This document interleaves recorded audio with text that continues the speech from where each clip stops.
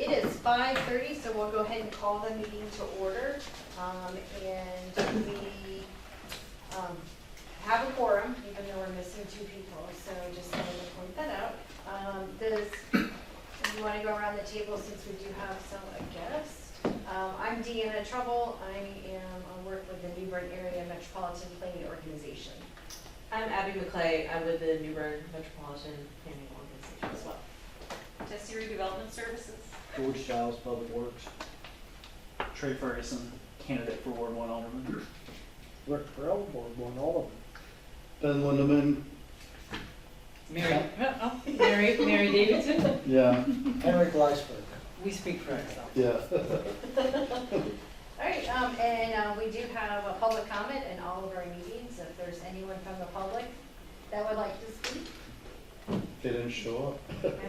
We usually have, I know. like to serve Yeah. you guys, we usually have like Yes. 6 people from the Yeah. public on average, and they do like to speak. That's Like, good. it's more engaged committee than some of our boards, quite honestly. Maybe it's too hot outside for people to get out. All right, no public comment. All right, we'll move on to the next one. Hopefully the minutes from the April 7th meeting were distributed about a week ago. Hopefully the members have had a chance to review them. And at this time, if there's no corrections, we'll look for a motion to adopt. I make a motion. Second. All right, we have a motion and a second, and all those in favor? All right, it adopts. Wonderful. All right. So we wanted to kind of review what happened. It's been a couple of months since we've last saw each other. So when we met back in April, you may recall that we were kind of charged, the committee charged staff with making a presentation to the Board of Aldermen, and that occurred on April the 8th. And at that time, we kind of reviewed kind of what we've accomplished over the last year, which was we went very deliberate through the bike and ped plan. We reviewed all the different recommendations. We prioritized recommendations. We also talked about the responsibilities of this committee as identified in the resolution establishing it. And we were also seeking direction from the board that up to this point, we were kind of looking for next steps. And so one of those things that we wanted to look at was that this committee was very interested in exploring opportunities for fundraising. And we've had lots of conversation about what that might look like. And staff had kind of cautioned the committee that we really needed to engage with the board first before we start talking about possible fundraising opportunities. And you may recall the fundraising opportunities, we were looking for things to get money started on how we could advance some of the smaller projects. We had some ideas where we were looking at the Emerald Isle where they had created shirts, which then led to self-funded trail.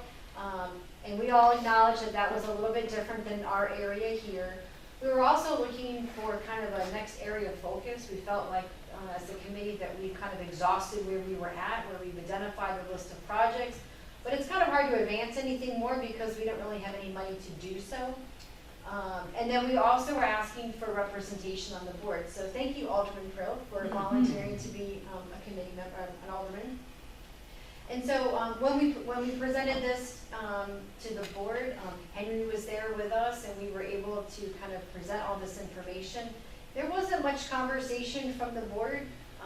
The biggest feedback that we got, they wanted to know what the cost of some of these items were, which you may recall I said, I can give you a swag number, but it's not anything to put your hat on. It would be a very high level budget number that could go way up or way down. George and I have had conversations about the platform that we use to estimate, and we felt that it wasn't sufficient enough to share. But then ask the right question. Yes, and so for instance, if I asked you, how much does that cost? And you give me, it's $100, that's the number I'm gonna remember. But in reality, it might be more like 500. And so George and I were concerned that if we threw out a number, that's the number we're gonna get stuck on, but without really having a defined scope of work. In Trent Road is the prime example. That's something that the bike and ped plan, that's one of our #1 concerns. We definitely want to add the bike lanes and then sidewalks, but if we're going to go through all of that, we need to look at maybe, what are we looking at for the road itself for the future? And so it'd be really short-sighted to focus just on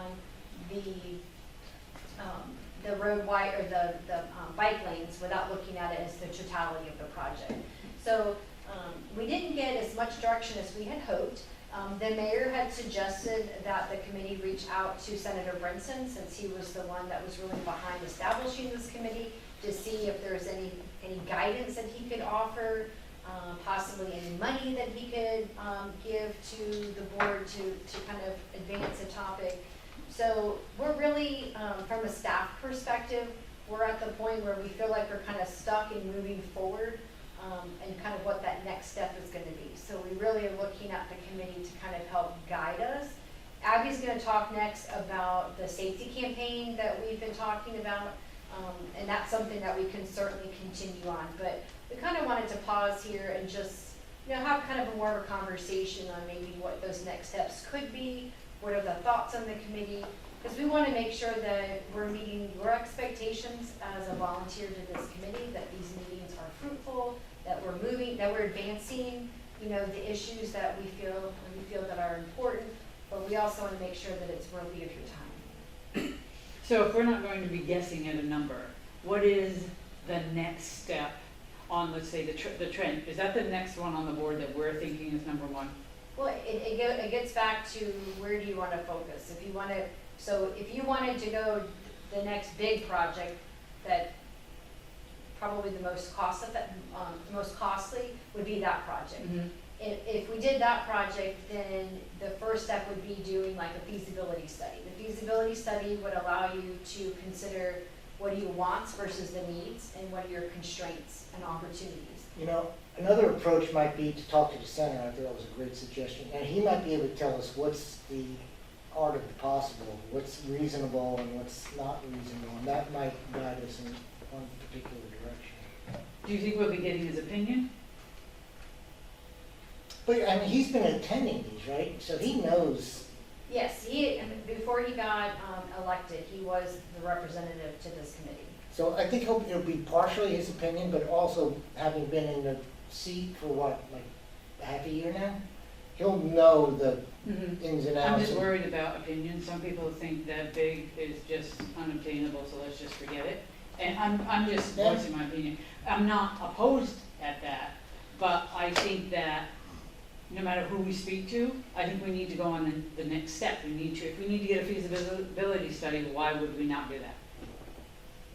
It depends on what your focus of this committee wants to be. So didn't we decide which thing we wanted to focus on? So yes, the committee identified the top 3 projects, and those were identified based on wants, and without no thoughts on the cost. Unconstrained. It was just, Right. what do we want? Right. And that's great, because that allows you to set that goal or that vision. But if now might be the time to think about things that might be a little bit more attainable. Things like maybe wayfinding signage, or creating trail connectivity, sidewalk paths, looking at things that we might be able to continue moving forward with the committee. But then again, we're not really making any improvements as far as infrastructure. So we could do a feasibility study for a large project and then work towards one of the smaller projects, do something toward a large and something towards a small. Yes, and so a feasibility study for Trent would range, depending on if you want the whole limits of Trent. I think, George, we were talking 75 to 150-ish. Yeah. And it depends on how much detail you get in, because when we're talking about feasibility, and you're looking at implementation of bicycle improvements and pedestrian improvements. But what we don't want to do, where we're now constricted by an existing right-of-way, already built infrastructure on private property, already built utilities, and existing roadside drainage. So a change in that, one is costly, very costly. But as you do a feasibility plan, you want to take into account the future growth of that road, so we're not back in this spot 25 years from now. Right.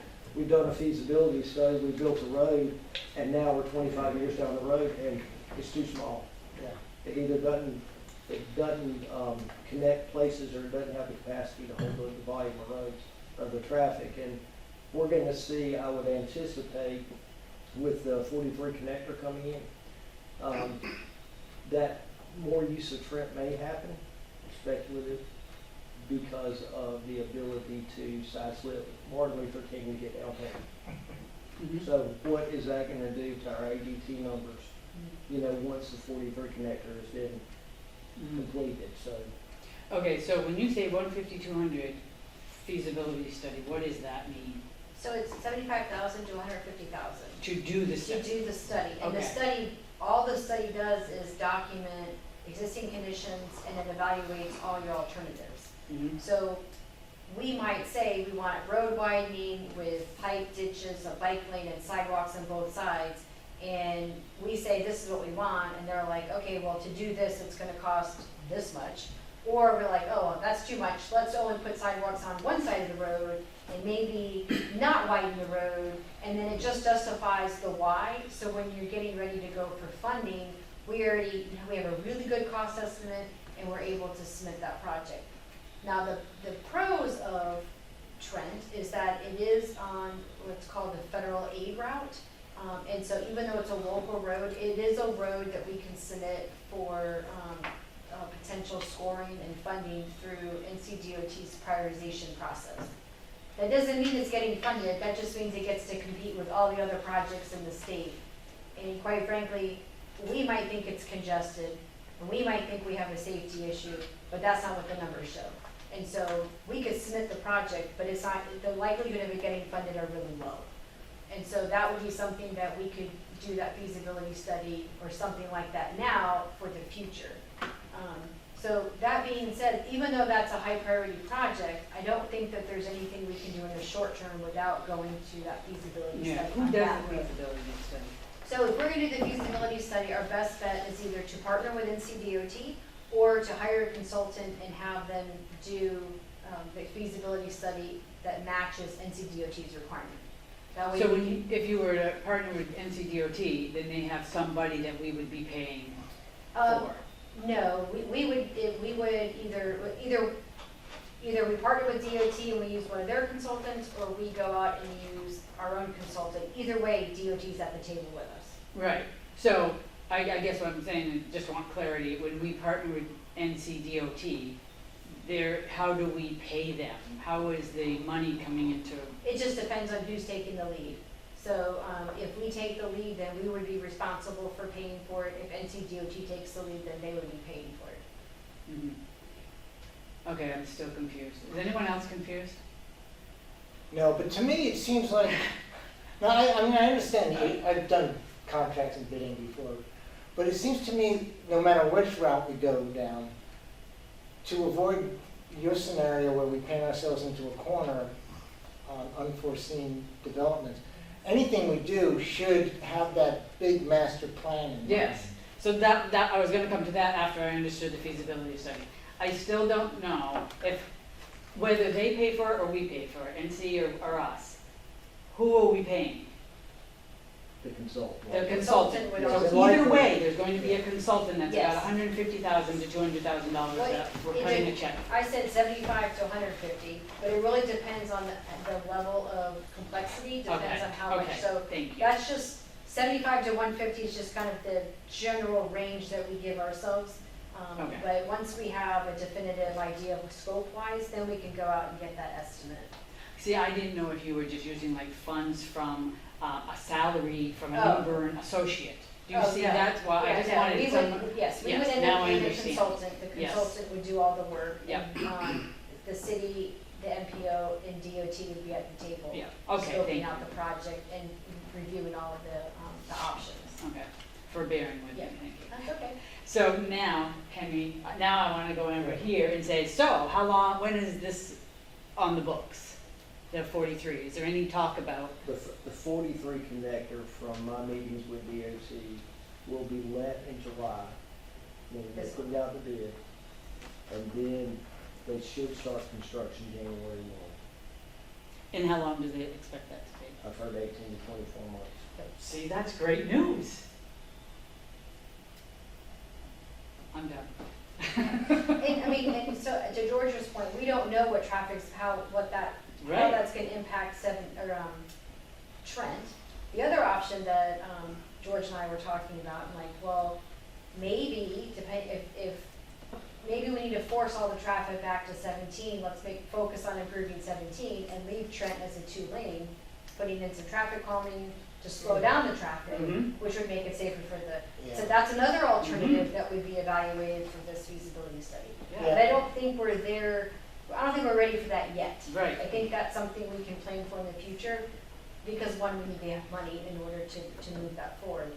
But that being said, though, and a larger idea is, what does the committee want to work on or to focus on for the next 6 months to a year?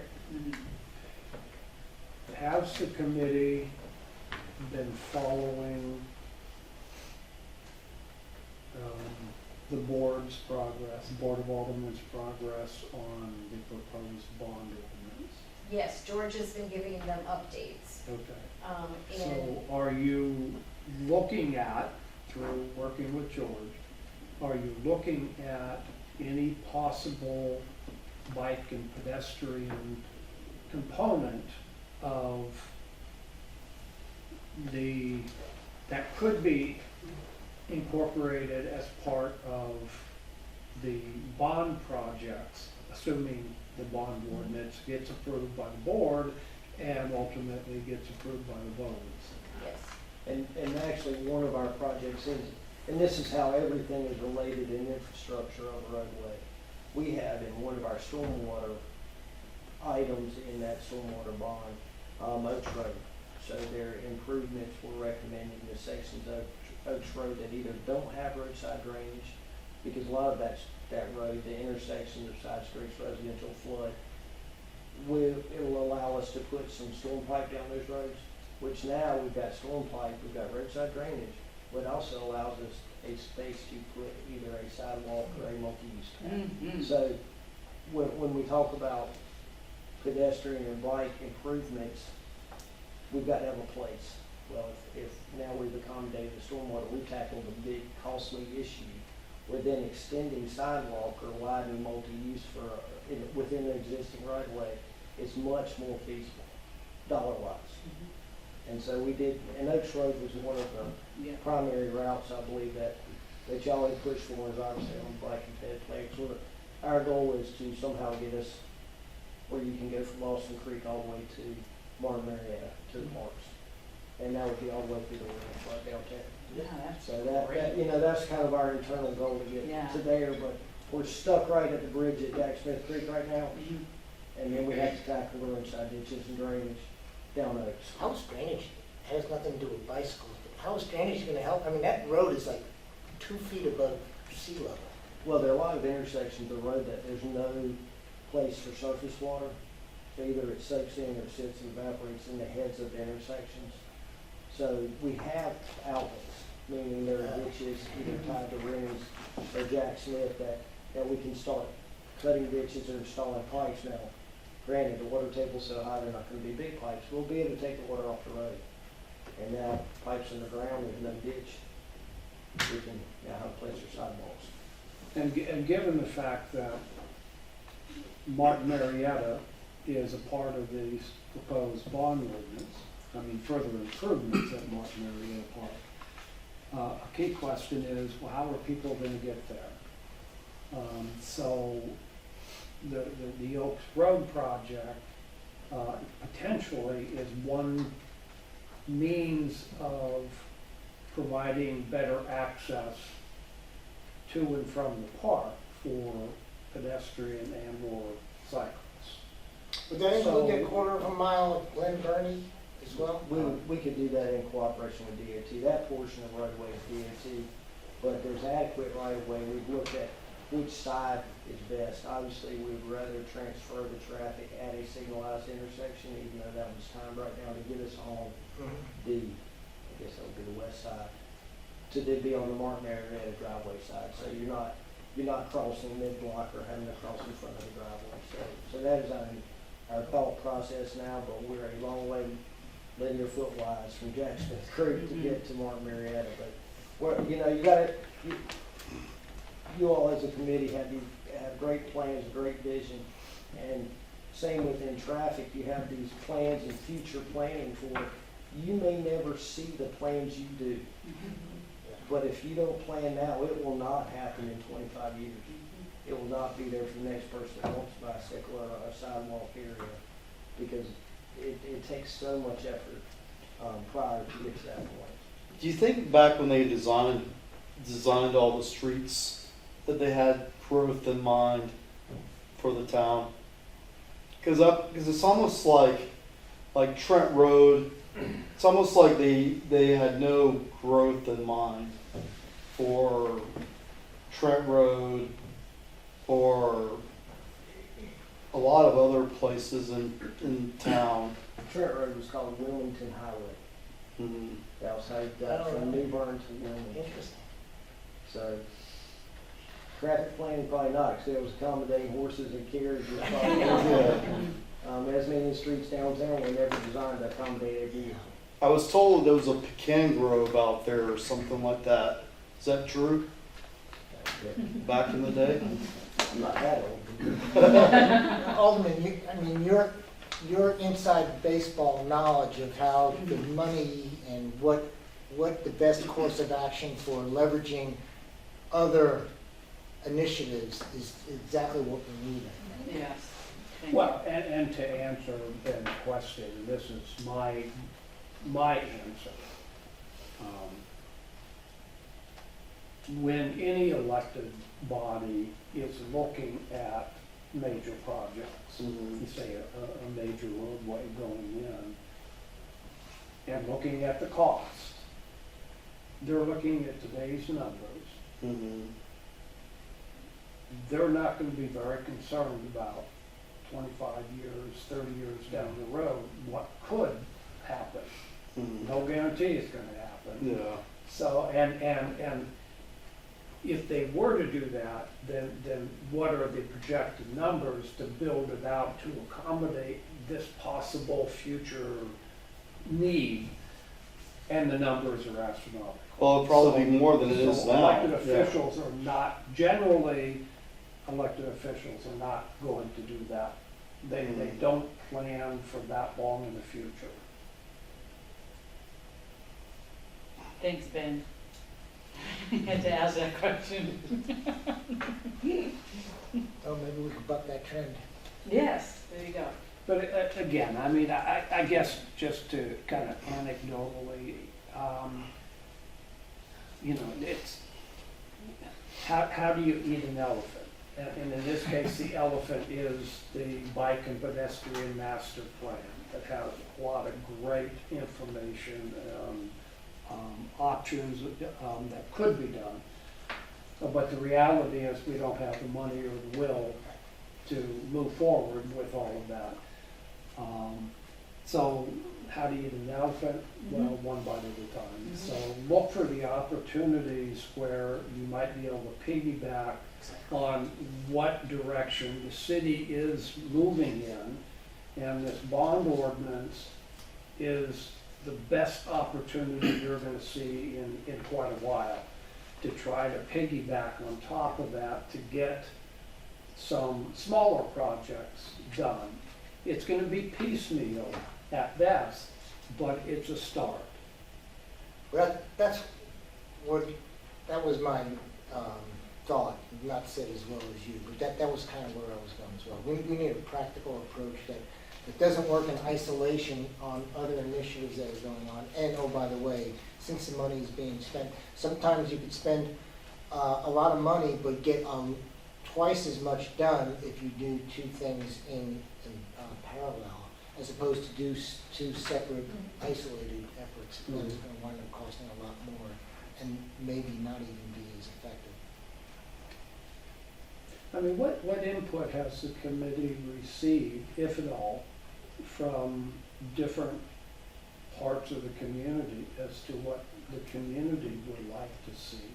So, since the inception of our meetings, as Jesse mentioned before, we typically have had 5 to 6 people in regular attendance come and provide input. And Trent's been the number one, by far the number one, project that they would like to see bike and pedestrian accommodations.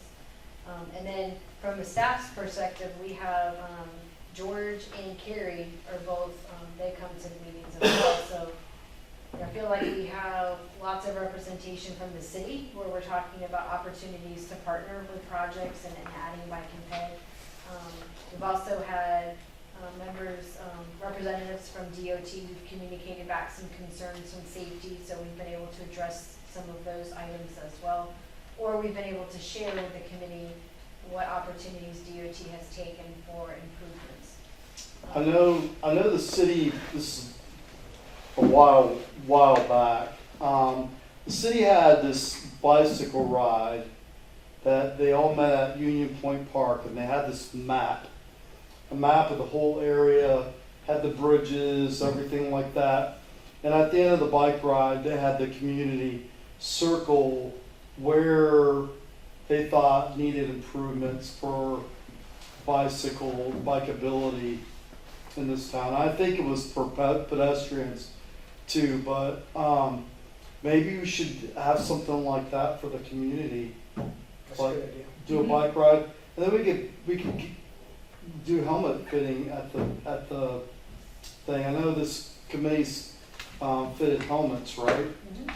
So, but they were supposed to do a study, and I don't think they, I think all the money went someplace else. I don't remember. So the only thing I would caution about doing a bike audit or a walkability audit is once you put it out there and you have that information, now the city is potentially liable for anything. Now they know there's a problem, and then if they don't fix it, that presents some issues. And I think George can speak a little bit more about that, but I'm not saying it's a bad idea, but I think that we have to temper expectations that the public wants to see some actionable items, and to date, we've done what we could, considering that there's no money to do anything that we've talked about. And so we've looked for opportunities to partner with other organizations, like we did the bike rodeo last year, we did a bike rodeo this year. So we're looking for opportunities to get the word out about bicycle and pedestrian safety. We're just not hitting the larger market that would help advance some of the conversation. But you as members are our stakeholders. I mean, you're the ones who are supposed to be our champions in the community. And if you wanted, and we'll talk about some of the things that Abby's going to present, that we can certainly advance those, but we need you and your other friends and advocates to help kind of continue advancing that if we were going to do something like a bike audit or something like that. We definitely would need help from the committee. So let's put a pin in that conversation, and that's because Abby's going to share some more information that might spark some more ideas. I have a lot of similar topics Yeah. that cross over, so that might help. So I did make some solutions and gather some different websites. I've got Raleigh and Charlotte. I know they're not really comparable size-wise to Little and New Bern, but this is Bike Raleigh's website. Everyone can see that. They've got all sorts of different information. They've got an app that has trail finding, wayfinding, different bike paths. They have a e-bike rebate program. They have all their plans, and then they have additional resources. And then over on the side, they have some safety tips, how to navigate different bike lanes, their current bike projects, different things for bikes and how that relates to transit, some safety tips. I like how they don't make it this big long list that's overwhelming of here's everything you need to do to safely navigate the road. It's just, if you want this information, you can go here, but it's all in one place.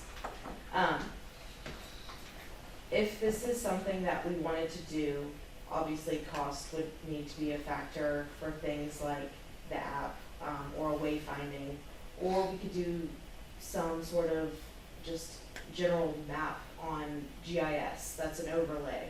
And that would be something that's a little bit more cost effective as like a wayfinding. But that was really the only thing that I could take from this as something that we can do and cost effectively implement. Did you talk to Raleigh at all on this? I have not, no, but I looked through their minutes and, if I go back to the PowerPoint, one of the biggest things was they do a bike retreat, and that's something that they do every year, is they have their bike and pedestrian committee go together on a bike ride. And that could be something that we do. They go on this big retreat, obviously, we do not have the money to do that. But just a simple bike ride, and then they also have speakers that come to each of their meetings, just to get a little bit more out of the meeting, rather than what are we going from here. They have DOT come, they have representatives from Vision Zero, which focuses on safety, and then they have representation from their transit authority as well on the board, which is something we could reach out to CARTS or the airport as well. They already work with the MPO, so it wouldn't be hard to reach out and ask for their input. But that's something we could do. And then Bike Charlotte is also on here. This is their website. And it's basically the same thing. They focus on their bike lanes, bike paths. They have their own little bike and advisory committee website. And then they focus on where you can find bike racks around the city as well. And then they've got all their additional information. But when I was trying to build out the website, I got about halfway through and I was like, I hate how this looks. So I wanted to get your input on what you like from these websites, what you think we should include. Because right now, at the last meeting, we really only said we wanted to focus on the safety, but what other things do y'all want to see on the website as part of the safety campaign? I think the routes is a great idea. Okay. Mhm.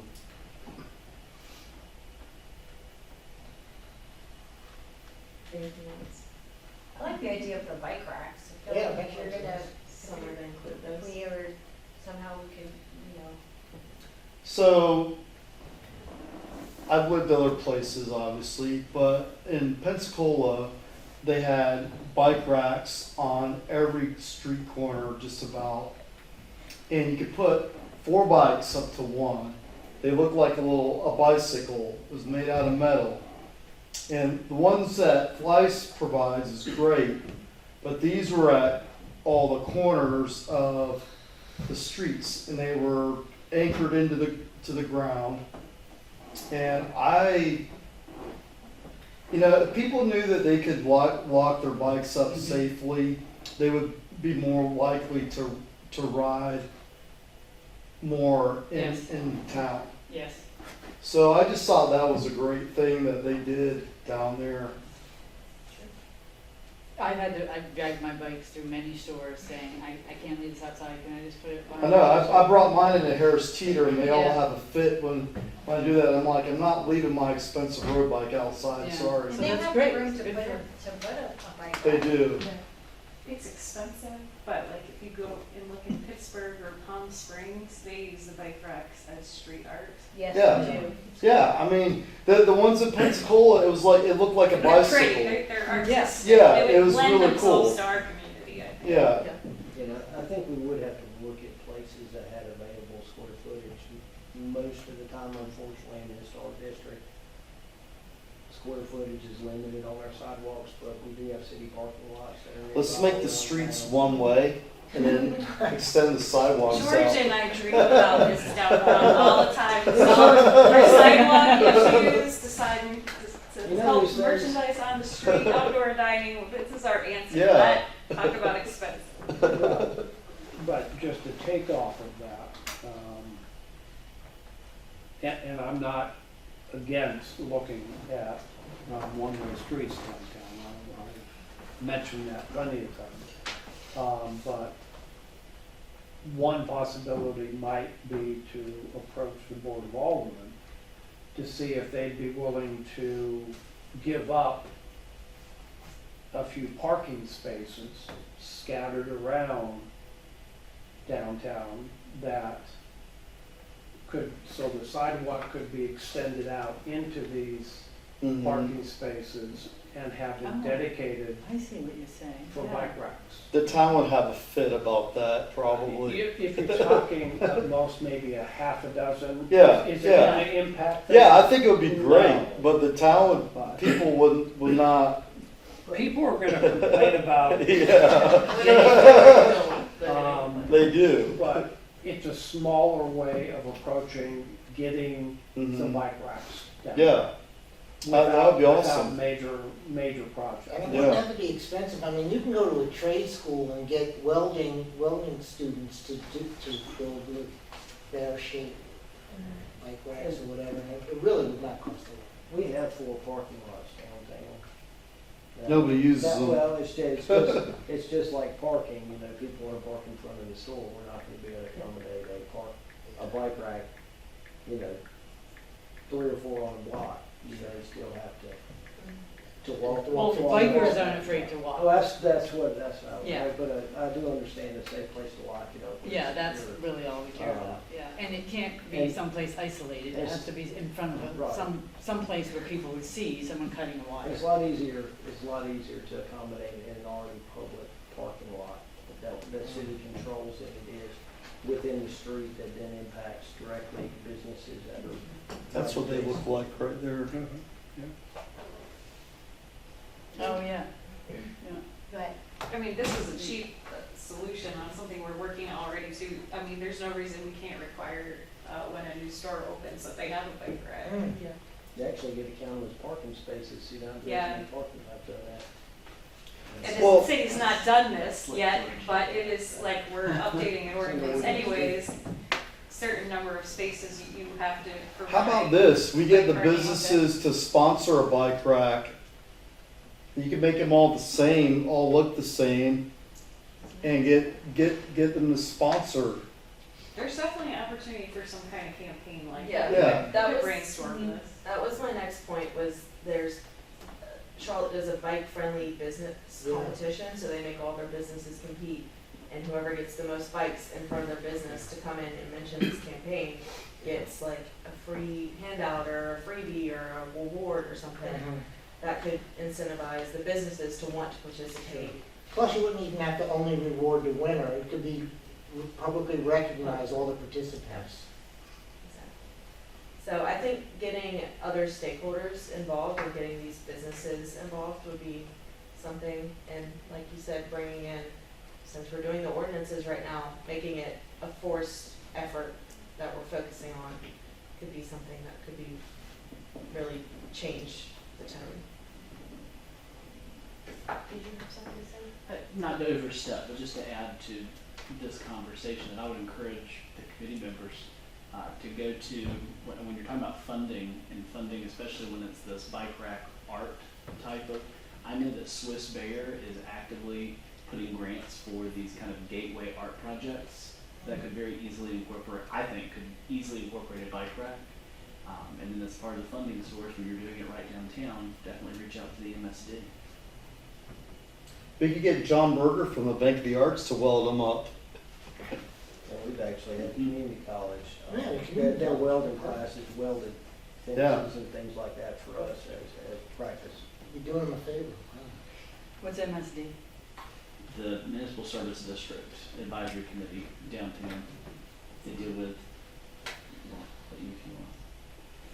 So would you say that the MSD for the Swiss Bear thing, or they're So two Swiss- separate? Two separate Oh, okay. entities, but Swiss Bear has an art, they have funds and they're putting art in different gateways to downtown that could incorporate bike Yeah. racks. So how do you get a hold of Swiss Bear? I would reach out to their executive director, Would- Karen Sullivan. Melissa Riggle would be a good one to talk to about that. You could talk to her at the TDA, but I think for Swiss Bear, I would reach out to Karen Sullivan. Okay, all right. Okay. Thank you. And then, sounds like we hit a few things that we wanted to add to the website, so that's helpful. And then, these are just some other topics that I was thinking about adding. I've currently developed some social media posts for these as well. This is an example one, but I posted it, same thing. except it was for motorcyclists rules of the road, and it got actually some comments on our page for once. So that was good. It got some shares, it got some likes too. So it was good to see that we're actually getting engagement with the content. But our TAC and TCC has said when they're doing their safety action plan that they want to focus more on the enforcement aspect of things, which is the same exact thing y'all said, instead of the education side. So I think the education is still very important, just kind of as a passive thing, but making sure not to shove it down people's throats. So maybe just posting it, letting it sit there, and not trying to, hey, you need to do this, you need to do this. So I was thinking more of a softer tone, some more muted colors and not flashy would just kind of be helpful.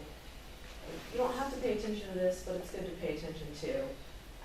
And did y'all have any comments on any of these topics that you want to? Okay, I just gotta say this, how many people actually know what a shero is besides this committee? Yes. Because nobody knows what a freaking shero is. They see the chevrons, the bicycle on the road, drivers don't know what that is. Yeah. So, and again, I used to live in Pensacola, so I'm using this as an example, but I used to work at a bike shop, and they had signage that told exactly what a shero was, or any markings in the road that had to do with cycling. So, and you could probably get this from, get it from NCDOT, but I think it would be great to add it into literature of different places, like put posters up, and that would be a great thing to do. So with that, I did like a situational thing of like, what happens when the light is out? How do you navigate the road in that type of situation? And then what happens when you get in a wreck? What's the best step to get safely off the road? Whether you're a bicyclist, a pedestrian, motorist, and then I also have some for different signs, like you mentioned, and some signals. So I can be sure if you have anything specific, I'll do the shero as well. Yeah. But any others that we want to focus on? Well, in terms of rules of the road, and again, you may have discussed this previously. Do you think most people understand what the rules of the road are when you have motorists coming up on cyclists that are in the road? And No. what rights a cyclist has Yeah. in the roadway? Now, I've had people come within an inch of me so their wheels don't touch the double yellow line. They think it's more important to stay in their lane than to avoid striking. I think that's the biggest public thing you could put out. Yeah. People And not again, understanding it's that. just part of an education campaign. It's geared to the motorist. And again, are you gonna get the majority of drivers to pay attention to it and to understand it? No, but you might get a few. But if they don't see it and read it and understand it, you're not gonna get anybody. Some So sort of- it would just be an education piece, do you know, or are you Yeah. aware that this is what North Carolina state statute says That's good. the rights of Yeah, that's a very cyclist are versus a motorist?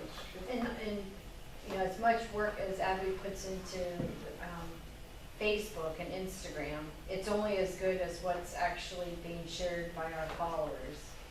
So if you guys are not following the MPO, you should be, so then you can forward it.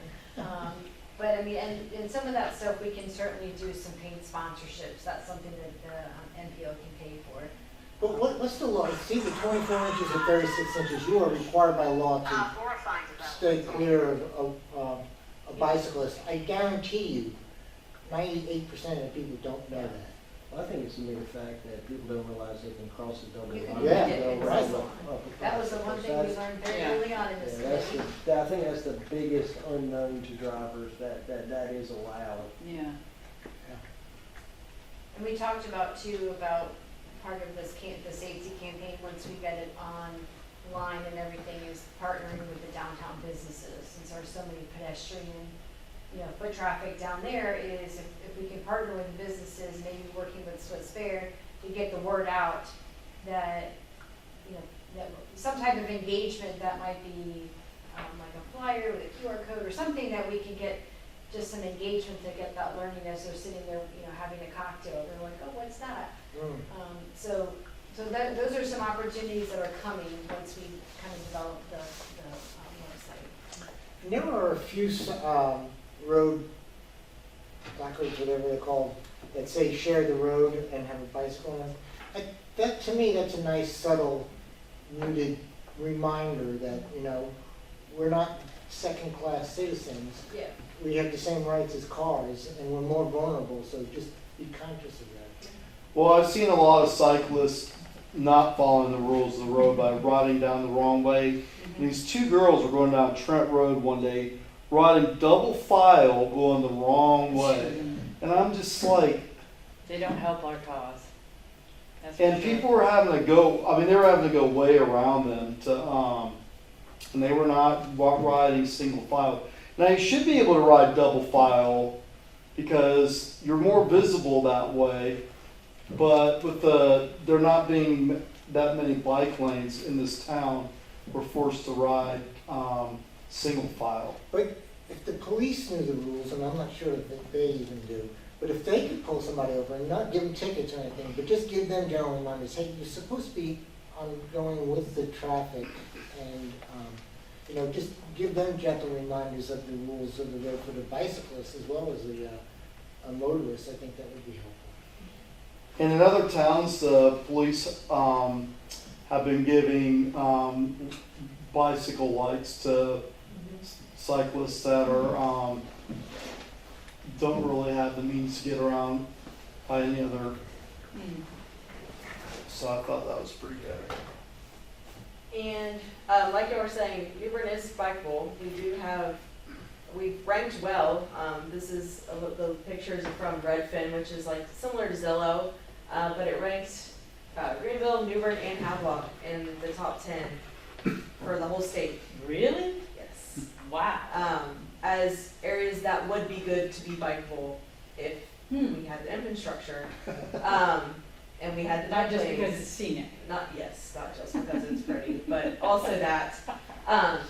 So I know that's what I was thinking. It's like, oh, Havelock, I don't know. But just focusing on how we can highlight some of what New Bern does have to offer. What community events can we attend? Are there any local cycling groups that we can reach out to get involved? The Oaks and Spokes is the Raleigh cycling group. We spoke with them, and they actually brought us some of their handout stuff. If y'all wanted to take a look at this, and that's some of their marketing materials that they've used in the past. If y'all have any comments on that. So we used to have a cycling club in this town, but now we don't. Why not? I don't know. They do rides around here, but they don't want to form a club. And with the club, you have a voice. And they're just not interested in doing that. Who's they? The people that ride in groups here. That big poster is from a school campaign that they did. They had the kids all draw their favorite, or draw like a safety campaign on That's cool. the different bike things. That way the kids Yeah, could it's get very involved nice. and learn along the way. They had to do some research. So that's just some ideas of some little things we could do. Yeah, I want the sticker. Yeah, that's very nice. I love that sticker.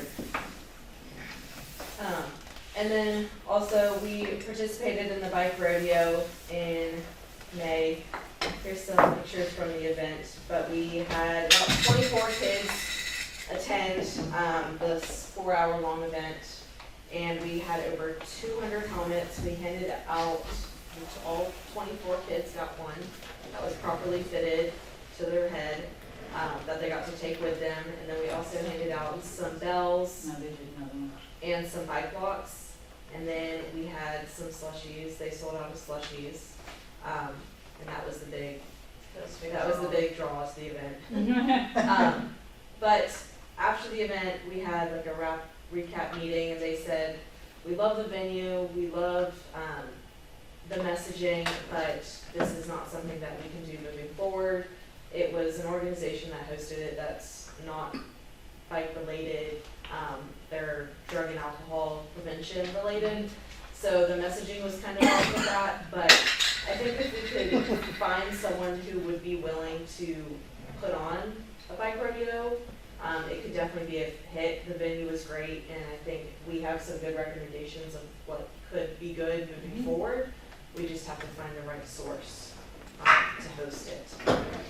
That should, And the New Bern Police Department, they came out, Shelton, and I think they had 10 to 15 people out there. And CSAP had a lot of volunteers. I mean, it was very well staffed. Like she said, it wasn't clear because it was just pedaling for prevention, but it didn't really coincide with that it's a bike rodeo and you're learning, and it kind of got a little messed up. Cross message. Yeah. But the more times you, the That's okay. kids see that the police are not the enemy, the better. Yeah. And it was great getting to talk with them on some of their different perspectives on things and what they can do. And now we've got someone we can reach out to for our future efforts. So Abby, you have mentioned twice, one is the app's gonna cost money, and then Raleigh had a bike retreat, and of course, we don't have money like that. So how does this committee get our own money? How can we have money in a budget for us? Well, so the first thing I would think of is that you'd have to identify what you want the money for. Mm-hmm. And I would write basically a proposal, I guess, and submit it to the board for consideration. Normally, whenever, as a department, we have to justify what the costs are. So for instance, if we wanted to go to like training and travel, then we have to give an estimate of what do we think it's gonna cost, where are you going, how long is it gonna be gone, or how long are you gonna be gone, what are you trying to accomplish, what's the purpose of, what's the purpose, right? Yeah. So typically also what happens is Deanna and I will take an idea and go talk to the city manager about it. And he will decide, yes, it's a good time to advance this forward Yes. and want to put it on the agenda. Okay. I mean, that's his job to So- decide where the appetite Right. is and the timing of things as an administrator. And this year, we had all these projects that he's tied into that kind of, it doesn't seem like we're getting anything, but if we get this No, bond I know we are. referendum, like, you're Yeah. gonna see things advance that we would never advance, like you did a really Yeah. good job explaining. As far as getting this committee a regular budget, that was not well embraced when we asked, Yeah. probably because it's an election year. Mm-hmm. But that's not to say if there's something that you would like the board to consider to be included, like the shared road signs. Right. My department has a sign group that installs road signs.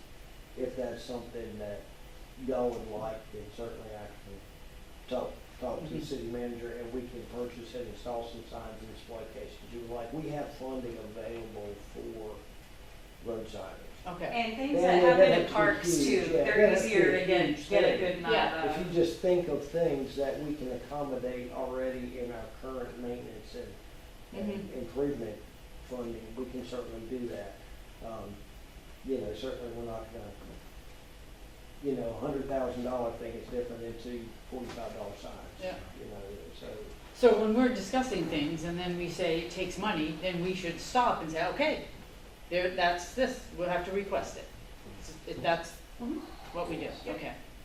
And we were hoping when we, gave the presentation to the full board, that we would get a little more interest than we seemed to get. Deanna and I felt, we asked twice the city manager, did you get any follow-up from that? And he's like, I'll get back to you, and we just did it. Yeah. Okay. And like, Well, at least timing is always everything Yeah. with these things, so. Yeah. Well, I think the benefit too of this meeting, and especially tonight, like we've had a lot of brainstorming, we've had ideas, and I think that the more that we identify opportunities, if you come to us with the ideas, then we can kind of help figure out how best to implement that, like the signage. Okay, well that's great. George has some potential money, or if it's in a park, we can go talk to Carrie, or but we don't know where you want to go as far as a priority, and so giving us those ideas allows us to kind of work behind the scenes so that we can report back on options and opportunities. It should be level one priority For what? What do you mean? for the anything. Oh, I see what you're saying.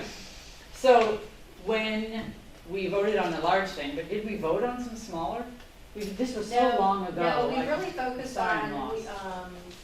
the larger ideas, because that was, we were hoping that we could potentially get something in the bond referendum. Right, yeah. But we didn't have enough information. On a bond referendum, you wanna have a really good idea of how much something's gonna cost, because you're asking for the taxpayers to pay for that cost. So, what if we underestimated it and we needed like $1 million more? Well, how are we paying for that, you know? And so we just felt we weren't ready yet at that stage to advance that project, because we would be a disservice for the taxpayers. That being said though, like I said, there are smaller types of projects that we can talk about. We talked about safety, we talked about intersection improvements like heads, and especially if it's on a DOT road, we can talk to them about doing a safety study, that they evaluate their crash patterns, et cetera. If there's small sections of sidewalk that need to be connected that maybe weren't identified in the plan, it could be wayfinding, that's relatively inexpensive, might be an opportunity to work with tourism or Swiss Fair, depending on where the route is. I mean, so I would say that let us come up with the finer details. We're just looking for you for the larger ideas so that we can try to kind of finesse the idea a little bit more and bring it back to you after we've done some homework on whatever that item is. So, we did recognize some places where there were sidewalk gaps Yes. in the plan. And so that is actually like a smaller thing that we could go for. Yes, we could go back and look at those areas. to Yeah, wasn't see- there one by the high school? Because I'm not sure, to tell you the truth. I would have to go through each of those maps again, or that one specifically. But I think if we kind of ixnayed the idea of Trent Road at this point because of 43, and you said, why don't we concentrate on something smaller? So maybe next time we should come back with some small items and see if we can't get them incorporated in something that we're doing, that the town is doing. Has the committee talked about, or are you Does that make aware sense? Makes perfect of sense. what's happening between the city and the housing authority with this proposed CNI Yes. grant project? I spent 2 hours talking about the roads in there today, actually. Yeah, the MPO has been involved with that, and they are aware of the bike and pedestrian plan. And we've had multiple conversations about what the plan is showing for the area for improvement. Are you familiar with the Choice Neighborhood Improvements grant? So the Housing Authority is updating their larger master plan to submit for a federal grant called the Choice Neighborhood Initiative. And they're looking at revamping a very large section, like, what is it, it's, So there's 4 different sections now, a 4th one just got added today that involves some park land swapping, that's not.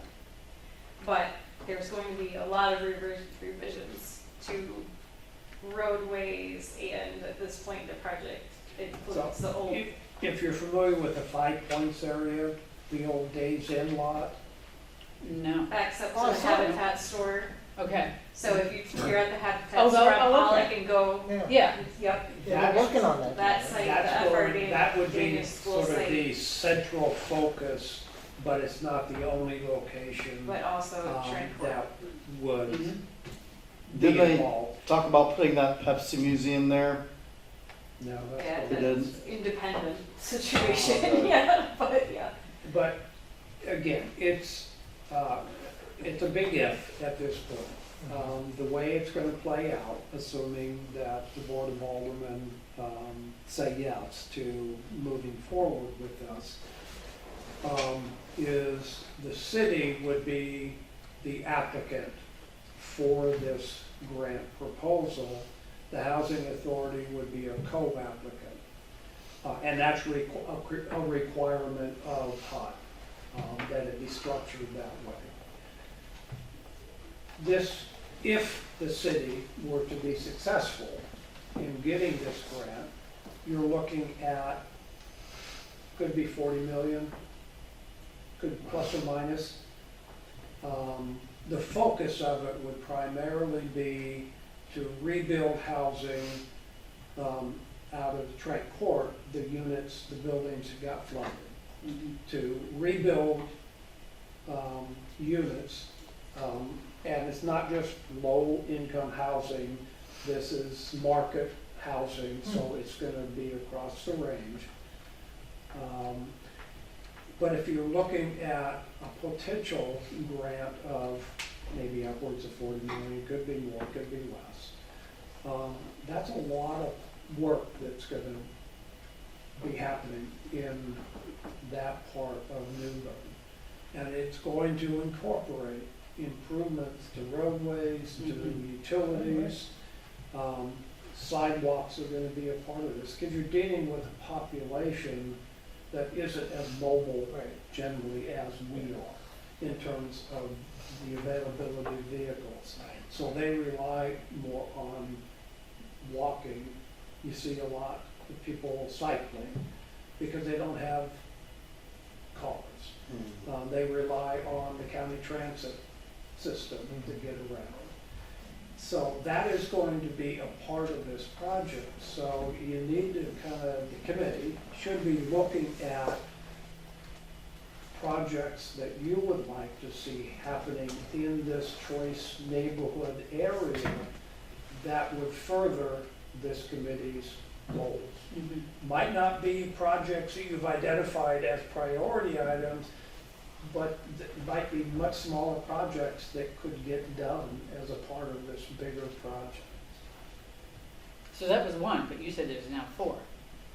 This Well, whole project that we're working with the Housing Authority on is on 4 separate sites throughout the city of New Bern. But Right. it all goes, it's 470 units. If we've got to meet a unit Right, target. so They're then- asking for all kinds of changes and ordinance Yeah. changes and text amendments constantly to be able to get us closer to this target number. And so the actual in-depth plans are, because we don't have the grant, not completely laid down. They have a lot of conceptuals. Looked at some visuals today of what the day's insight would look like. It's just much more dense than what is allowed there right now, and we're still working through that. But yeah, like the roadways and the connections and the sidewalks through there, the firm that's working on this redid all of the public housing that was destroyed in New Orleans. And their work looks amazing. It doesn't look like what used to be down there. It looks very good. I hope, because I think this would just be such a game changer for New Bern to have the mixed income housing, and their work is beautiful, but it all incorporates pedestrian and cycling stuff in there because of what you just pointed out. Yeah. Half of your residents, they don't have 2 cars in the garage at home like we do typically. Yeah. So they're actually asking for much lower parking standards. They're asking for a lot of things right late in the game, in my opinion, for having to process all this Yeah. stuff. Yeah. But it would look real good. I think that was part of the interview process, as was with the RDC who works out of our office. And if anybody is gonna build something of the 5 proposals that I look like, I think the Housing Authority picked the right one. So maybe we can have something as simple as none of the 4 sites will be a food desert. So you have walking and biking accessibility to a viable grocery store from every single site. Yeah, so down Broad Street, actually part of where the Holiday Insight is, their conceptual plans have all ground floor retail with the apartments or Is that the big King's units Domain? over it, so it Nice. doesn't have any. You're not talking about King's Domain, are you? They know they got ground floor businesses and then living spaces up above. So it's, they've done a lot of community outreach and had a lot of community meetings on this, and it was important to have the mixed use and the mixed income. So right now we're just trying to get them where our ordinances that have many layers Every site they have is in at least 3 overlay districts, and it's making the planning part of this very complicated. But when we get to the part where there's more serious design, and I'm actually pretty optimistic we might just get there, it is definitely going to improve connectivity between out here and downtown, for sure. Nice. And probably make you feel safer doing it too, Yeah. the way it's designed. Great. Okay, so then, your safety. So what is the next thing we should do going forward with safety? I think we might be almost out of time, or we are. Yeah, we're beyond our Yeah. time, so we just want to touch base on Cyclovia. That's something that Ben brought to our attention, and then we can just recap real quick after Okay. that. Yeah. Yeah, so Ben brought this to our attention. It's a temporary event, just maybe like a day long, kind of similar to Month Fest, but a lot smaller scale, where the roads are closed to car traffic, and it's just a place that's safe for people to walk and bike and roll and enjoy being outside. And it's aimed to promote a healthy lifestyle, getting the community involved, and different modes of sustainable transportation. And it's just supposed to be a family-friendly event. Everyone can come together, just get outside, and enjoy all of these different modes of transportation. We could have bike vendors, bike shops, skate shops, things like that. I'm going to show just a quick snippet of the, And then, yeah, because it's, seeing it is much different than it makes hearing more about it. sense. So last time they did it was 2024. I guess they haven't had one for 2025 yet, but there's no sound. It's just like a.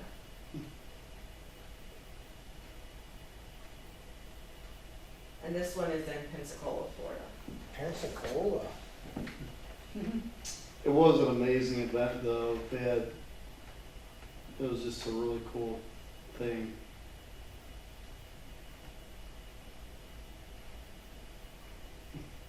You know, talking about being proactive versus reactive on this, two-wheel transportation is going to do nothing but skyrocket when e-bikes become more and more prevalent. So They already we need- have. We need, but it's going to blow up because it has in Europe, and we need to anticipate it and be ready for it. I think North Carolina's still trying to figure out how to even regulate it. Yeah, because I mean, It's not something where, because they're going much faster than. yeah, it's a gray area between a motorcycle and a bicycle. Yeah. So I'll just pause right there. I mean, that would be something much bigger that we could take on later down the road, but if that sounds interesting, Ben can probably give some more insight on it as well, and his stories about this event. It's Mhm. something you participated in. Yeah. So anyways, I was a helmet fitter there, so we fitted helmets. They actually had a class that we took to fit helmets because you think it's easy to fit a helmet, but to do it right, you have to know what you're doing. And then they had like this different vendors there. They had, it was like a treadmill that you walked on, and it powered it was like a scooter, two-wheeled scooter, and the treadmill, by walking on it, made the scooter go. So they had all these different kind of really cool vendors there. They also had a funky bike fest, like you decorate your bike all funky. Some people would weld two bikes together, and it made a really tall bike. But I mean, it was just like a really, really cool event. Got people out in the town, and they shut down all the streets, and it was just a really, really. It got the word out about cyclists and anything on two wheels or like skateboards or whatever. But So this is an opportunity that just to kind of be thinking about if that's something, that the committee is interested in taking the lead on, and you as committee members I'll participate. can take the lead and we'll support. And maybe it's getting together with the cycling groups and the cyclists and getting, just, someone needs to just take the idea and kind of nurture it. But maybe Swiss Bear would want to get involved in that too. Maybe, sounds like you could go talk. Yes, I will do that. But just kind of recap, I think there's some great ideas that we talked about. Sounds like George can look at the possibility of share the road signs. Maybe we can talk to on city streets of doing maybe that 4 foot's the rule, kind of highlight that. We'll look at the current sidewalk gaps that are identified in the plan. We'll bring that back to discussion at the next meeting. And we'll continue working on the website. Maybe we'll have something to kind of share a little bit more details. And then we'll also look at some of the artistic bike racks and trying to get some ideas of what that might look like. Anybody want to take the lead on that? I'm gonna call Karen Sullivan. Great, so Mary's gonna take care of that. All right, so Mary will report back on the bike racks and her conversation. Yep. Did I miss anything? All right, well, our next meeting is not until September, so we've got a couple of months to do some homework. The 7th of December. Just kidding. It's the 8th. The 8th? Okay. That's what I had on my Okay. phone. September 8th it is. Thank you, Alderman. Good. So we'll see you on the 8th, not a Sunday, we don't work on Sunday, but we'll see you on the 8th. As always, in the interim, if you have any questions or concerns,